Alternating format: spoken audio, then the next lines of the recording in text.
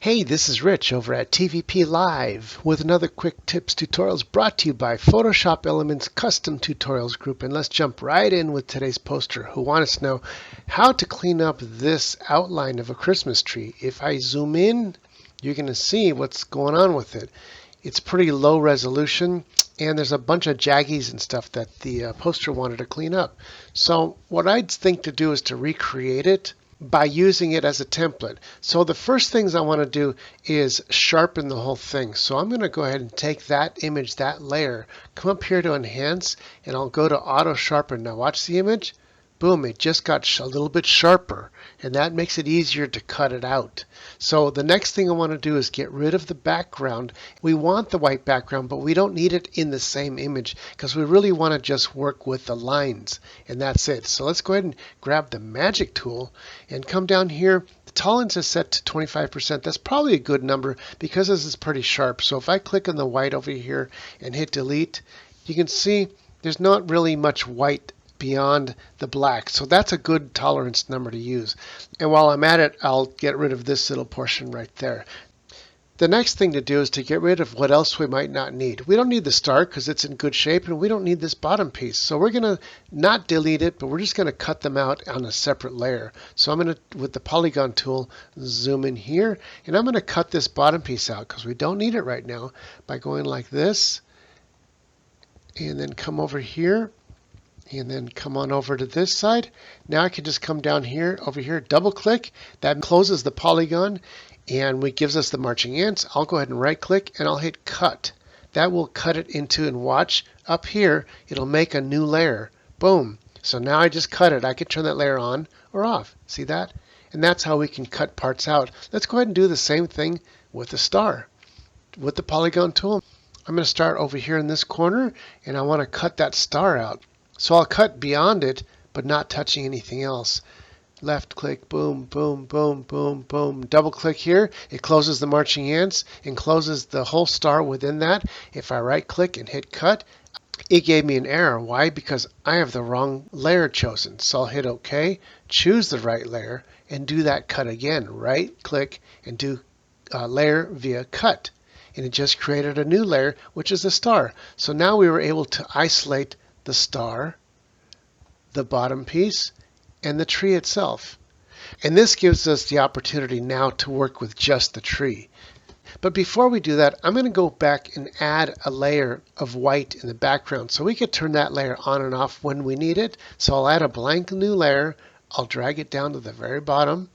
Then I'll come over to the paint palette, left click it, and choose white. How do you choose it? See the circle there? If you click and drag to the upper top left like this, and you can see it's 255, 255, 255, that's pure white. I'll hit OK, and then I'll take the paint bucket and I'll just paint that in. And that gave us a pure background white that I could turn on and off whenever I need it or want to use it. So let's go back to the tree layer, and what I'm going to do is I'm going to fill this white in with pure black, the same as the edge here, and then we'll recreate an outline on our own from scratch. So I'm going to take the palette once again, and like we choose white, we want pure black, which is going to be down in this corner. So I'll just take that left mouse button and drag it down over here to the bottom, and that's going to be 0, 0, 0. That's pure black. I'll hit OK. Grab the paint bucket. Now it's really important that we have the right tolerance. 15 may not be enough to fill this in, so I'm going to bring that tolerance up to, let's say, 40 points, and we'll come back in here and click in here, and that got rid of the line but didn't push the edges out too much further. So that's looking really nice, kind of where we want it. So the next thing we want to do is reverse this to a white so we can add an outline afterwards. How do we do that? We could go ahead and do the white palette right here, but we can also go to Filter, Adjustments, and Invert. That inverted the black to white without pushing out the edges at all. And that's looking really good.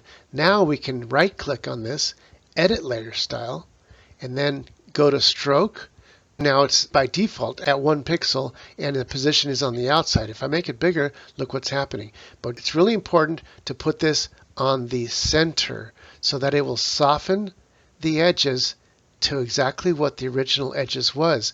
Now I can play around with the thickness, make it really super thick, or make it really thin. But no matter what we do, look how sharp those edges are. That's really super nice. So let's just take this one and make it like here, 10 points. And that looks pretty good. I'll hit OK. And that looks really good. Let me go ahead and turn the background light back on, and you can see how nice and sharp and natural those edges really are. Now we can get rid of the center by using the magic brush, but it's not going to allow us to do this because that outline is an effect from the edit layer style. What we need to do is turn this back into an image by coming up here, and you see the little FX there. If we right click and hit simplify layer, it turns it into an image. Now we can modify it easily with the magic tool. Grab the magic tool, that tolerance set to about 25%, that's probably good enough. We'll click in the middle, hit delete, and there we go. Turn that background back on, and look at that. We got us a nice, even looking background that we could do whatever we want. Now if we wanted to introduce a photo, what I would want to do is marry this into the background by right clicking, and we'll go ahead and merge it down to the layer underneath, which is white, and now it's one image. The reason we wanted to do that was so that we can go back to the magic tool, go in the middle of our image here, click in there, it chooses everything that's just white, hit delete, and hit Control D to deselect. And this is exactly what we wanted to accomplish in the very beginning. Let's go ahead and throw in a picture. How about this one? This looks good. Grab that picture with the left mouse button, drag it up into our original project, come back down, let go of the mouse button, and there's our image. I'm going to zoom out a little so you can see what's going on. Drag that image down below the Christmas tree. It puts it below it, and now I can reposition this, like, let's say there, and then drag the corners a lot bigger. And there we go. We got a fully finished image with a nice outline. Oh, but we forgot to come back and put back that bottom piece. We can drag that back up there. And I could use the left and right arrow keys to nudge it in exactly where I want it to go. And then bring in the star again. And we just kind of move that star exactly where we want it to go. And that's all there is to it. And that's it for this tutorial. Thanks for watching. Hey, don't forget to like and subscribe. This is Rich, calling it quits, saying over and out.